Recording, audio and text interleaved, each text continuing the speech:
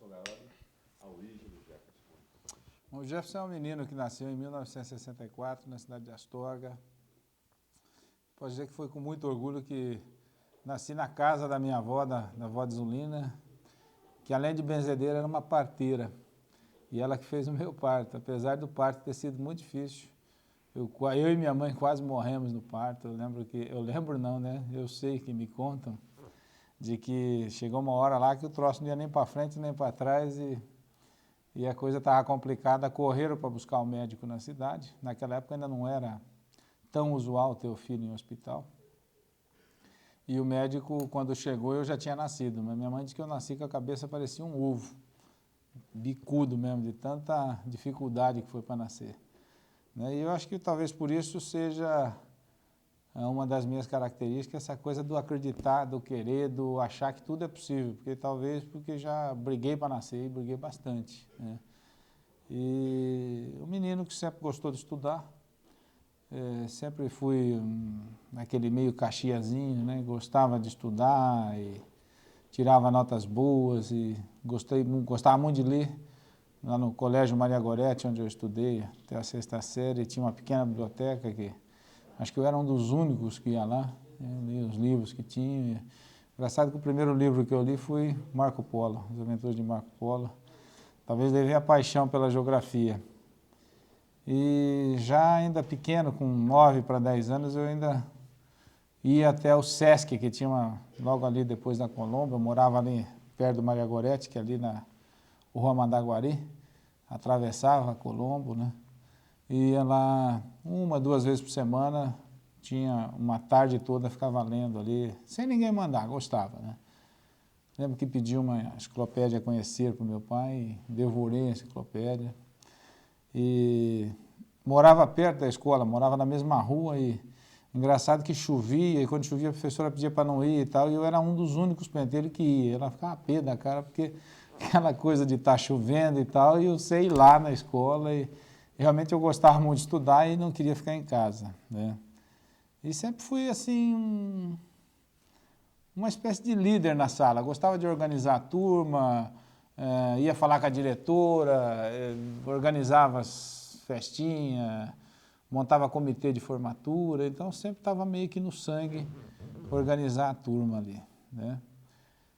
Aí depois, diga, senhor. Não, uma coisa que eu ia te perguntar, Jefferson, você fala muito da sua liderança na escola, de ter gostado de ler, e ao mesmo tempo você vem de Astorga para cá, para Maringá. Eu queria que você falasse um pouquinho como é que foi essa vinda da sua família de Astorga para cá e como é que você encarou, né, Tá bom, uma bem vida lembrado. simples e depois ter caminhado Na verdade, eu só nasci em Astorga.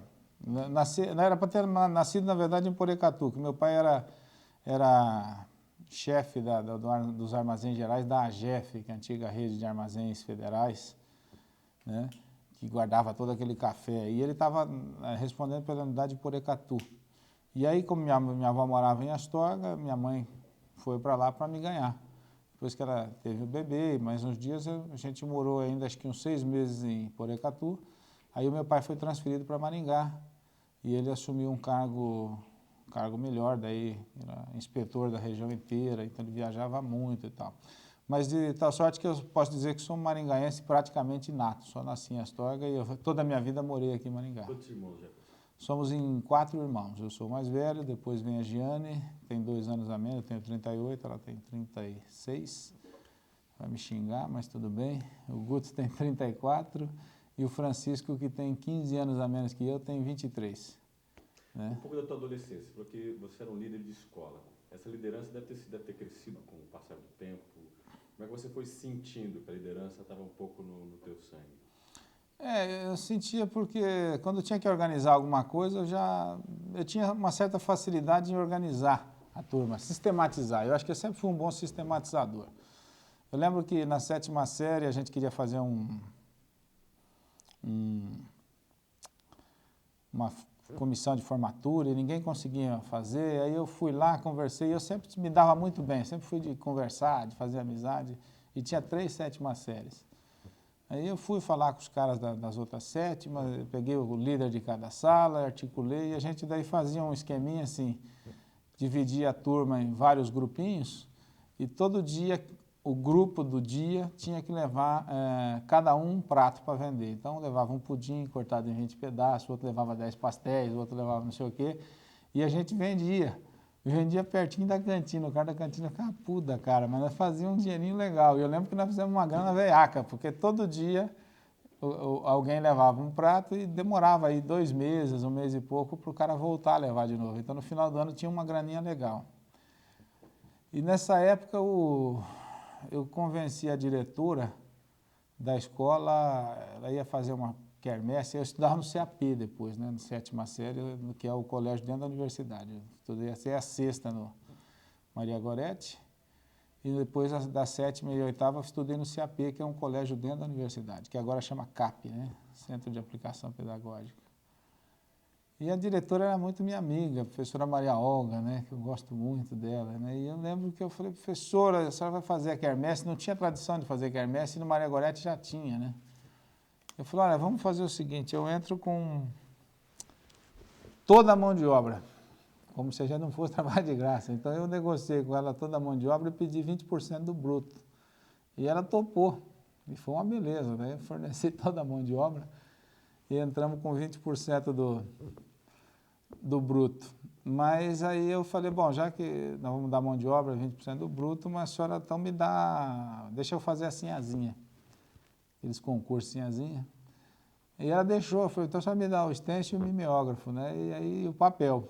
Então a gente rodava aqueles bilhetinhos, grampeava, custo era 0. E eu ia de sala em sala e procurava ver aquela menina mais bonitinha. E também fiz senhorzinho também, porque daí para dobrar a renda, né? E botava fogo. Na sala eu botava fogo para ver que as meninas iam perder para os meninos e vice-versa. E pegava um que era filho de vendedor, outro que era filha de dono de mercado, assim. Então fazia um mix de pessoas que pudessem realmente botar fogo na coisa, né? Bom, resumindo, assim, o senhorzinho deu mais renda do que a festa toda do colégio. E depois ainda nós ficamos com 20% do bruto. Foi muito legal, sabe?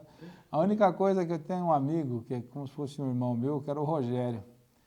E o Rogério era muito legal e tal, mas era meio porra louca. E eu deixei tudo organizado, montei os esquemas e fui. Meu pai foi para Astorga, na casa da minha avó, e eu tinha que ir. E voltei só no domingo. E no sábado o Rogério tinha aquelas canchas velhas ali da UEM que ficava por lá de baixo, onde hoje é o clube da esquina ali, não, onde é aquele negócio de pastel ali, sabe? Sim. Lá de baixo ali. E ali tinha uma cancha que ficou antiga da UEM, ficou por lado de fora e a festa foi feita lá. E os caras inventaram de buscar bambu, andaram não sei quantos quilômetros lá embaixo do bambuzal, trouxeram bambu e fizeram uma tal de brincadeira dançante. Cercado de bambu, fizeram uma parede assim, uma tapera de bambu e quando eu cheguei lá, eu falei, o que é isso? Não, porque não vou fazer, porque vai dar lucro, porque é só botar o som, bom, eu não queria, mas já fizeram, né? E aí botaram quem? O besta, que era o maior da turma aqui, para ficar na portaria. E tinha uma turma ali que era da pesada ali, os caras andavam a cavalo, davam tiro e essa moçada chegou tudo. E eu sei dizer para você que pela portaria só entrou 30 pessoas que pagaram, e lá dentro já tinha mais de 150 quando eu cheguei. Aí começou um rebuliço, alguém mexeu com a mulher de alguém e deram uns tapas, eu só lembro que aquele alambrado caiu, o bambu foi bem assim, se caiu tudo, rapaz, virou um rolo, aí quase matou o nego e tal, e aí veio uns 150 caras para cima de mim, e o Rogério que estava lá, foi embora, fugiu o filho da puta. Aí o Rogério foi embora e eu fiquei lá com aquela caixinha e 150 caras querendo receber o dinheiro de volta e 150 caras meio da pesada e eu só tinha dinheiro para 30. E aí quem me salvou foi a professora Maria Olga, que eu devo meu couro para ela até hoje, porque eu lembro que tinha chovido muito e sobrou muito pastel e muito quentão e ela teve a brilhante ideia de oferecer um quentão e um pastel para cada um. E aí eu não apanhei, mas tive que ir embora escoltado para casa, porque se eu fosse de a pé eu apanhava no meio do caminho. Foram histórias assim interessantes, sabe? E a adolescência? Como é que foi de repente a maturidade? Quando vai chegando a maturidade, vem a responsabilidade, né? Depois, 7ª, 8ª, eu comecei a trabalhar já Nessa época eu já trabalhava um pouco, meu pai tinha uma pequena refrescaria, eu ia lá todo dia depois da aula para ajudar, né? E já não tinha muito tempo para brincar e tal. É aquela coisa ainda que não tem mais, mas é que você fazia aquele saquinho de refresco, botava um caninho assim, cortado no meio, um canudinho e fechava de novo. Vendia muito no campo do Grêmio, essas coisas assim. E era gostoso pra caramba. E tinha também aqueles que vinham em formato de uva, de amora e tal, né? Bichinho, elefantinho e tal. Mas era uma fria aquilo lá, mas eu ia trabalhar todo dia. Então sempre, depois da oitava série para frente, aí dos 13 para 14, a minha vida já começou a trabalhar só. Aí, nessa época, né, estudando, sempre estudando, mas nessa época meu pai comprou uma indústria de sorvete em Astorga e a gente acabou mudando para Astorga. Então o primeiro ano do científico eu já fiz em Astorga, trabalhava... estudava de manhã e trabalhava de tarde e à noite na sorveteria e já foi uma época mais difícil, mas continuei estudando. Eu já não ligava tanto para nota, que no primário, no colegial ali, eu era meio que queria tirar sempre as melhores notas, aí eu já estava mais malandrão. E fomos trabalhando, depois ele comprou uma sorveteria em Arapongas e tal, e eu acabei... Ele acabou voltando, foi uma fase difícil, meu pai acabou voltando para Maringá, e não sei por que cargas d'água, daí não deu certo quando ele voltou para Maringá, mudou a família para Arapongas e eu nessa altura fazia o terceiro colegial, fiquei aqui em Maringá. Morava num pensionato, que era um quarto assim bem apertado, era um quartinho de madeira, que você tinha assim, a largura do quarto é bem fácil de entender, você tinha uma janela, uma porta e uma janela. A largura da janela é a largura de uma cama, ali ficava a minha cama. Tá? Aí depois da cama, na parede do fundo, tinha um guarda-roupa. Metade era meu, metade era do meu colega. Aí a outra cama dele. Entre a cama e o guarda-roupa tinha uma tabuinha dos 20 centímetros que servia de armário. Ali tinha que deixar as tralheiras, né? E embaixo da cama era a coisa onde você guardava a tranqueira. Então, tinha... De comprimento era a cama e uma escrivaninha e uma cadeira. De largura era a cama e o guarda-roupa. Mais nada, não tinha banheiro, não tinha nada. E era de madeira e quente pra caramba. Aí meu pai estava Durango nessa época, a gente não estava numa fase boa, então tinha que economizar pra caramba. E eu lembro que eu nunca gostei de pedir dinheiro pro meu pai. Sempre fui um guri que não... gibi mesmo eu nunca comprei. Eu ganhava um ou dois, depois ia trocando, fazendo rolo eu tinha uma coleção enorme de gibi, mas nunca comprei. Eu sempre trocava, fazia rolo e sempre me dava bem na troca, né? E nessa época eu não pedia, né? Meu pai até ficou bravo, não sabia que eu segurava tanta coisa, mas tinha um fogareirinho a álcool, cara. Aí eu falei, vou comer miojo lá, eu adoro miojo lá, porque o fogareiro a álcool, você imagina, é caro pra cacete, né? Você bota álcool ali, vai queimando o álcool, se você bobear, fica mais caro o álcool do que a comida, né? Então eu só comia miojo, né? Mas com uma semana, 15 dias, eu já não aguentava mais ver miojo, nem sopa margem na frente, né? Aí um dia eu ia no Usamar, comprava aquele leve 6, pague 5, né? Levava 6 pão francês, uma fatia de presunto.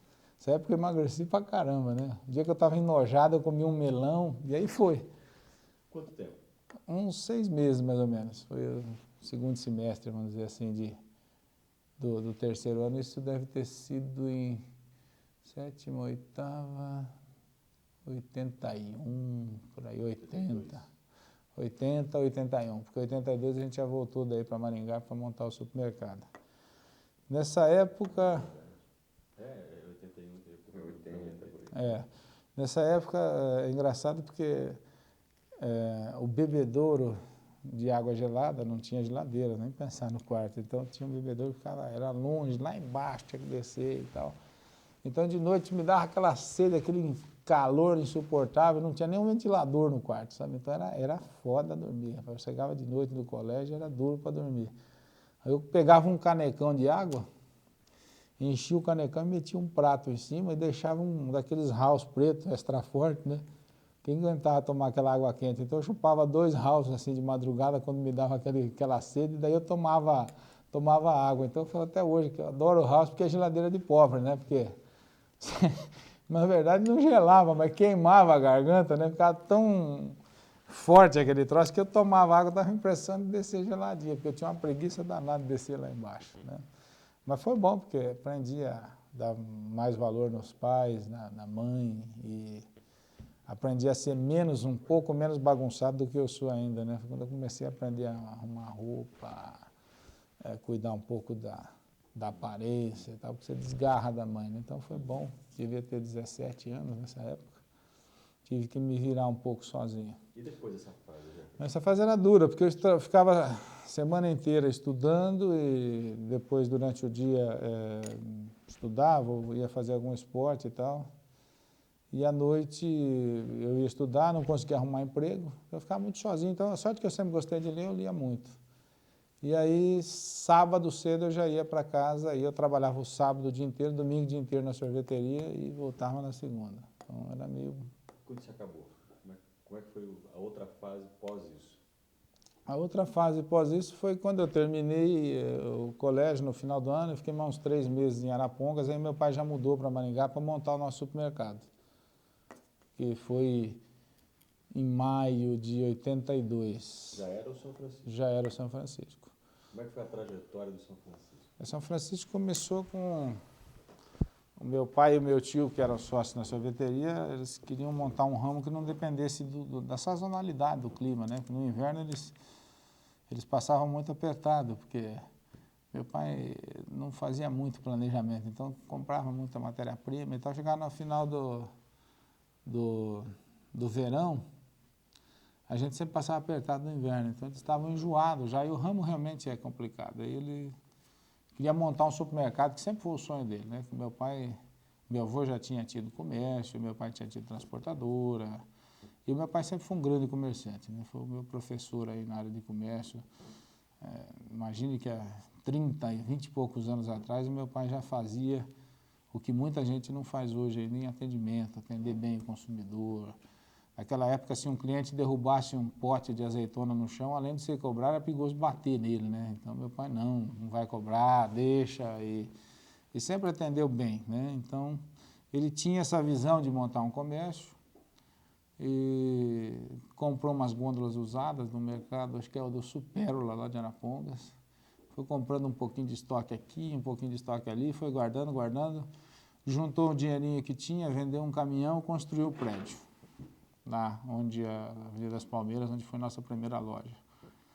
E esse prédio era um prédio pequeno, de 120 metros quadrados, e deu para pôr as gôndolas, um pouco de mercadoria, mas aquele pouco era bem pouco mesmo.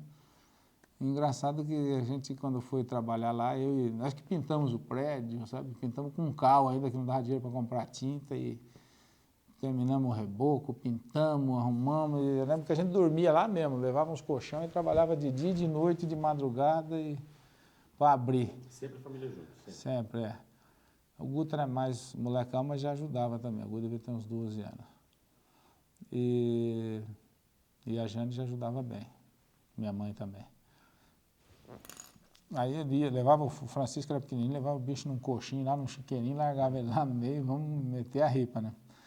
E eu lembro que a gente, quando foi botar lá, achou que a mercadoria dava, mas não deu nem pro cheiro. Então você enchia aquela porcaria, a gôndola ficava vazia. Daí falei, bom, vamos encher de tubaína e papel higiênico, né? Que é o mais barato, né? Tubaína sempre presta, e papel higiênico é volumoso e barato. Então parecia que é negócio assim, parecia que o povo lá só bebia e usava papel higiênico, né?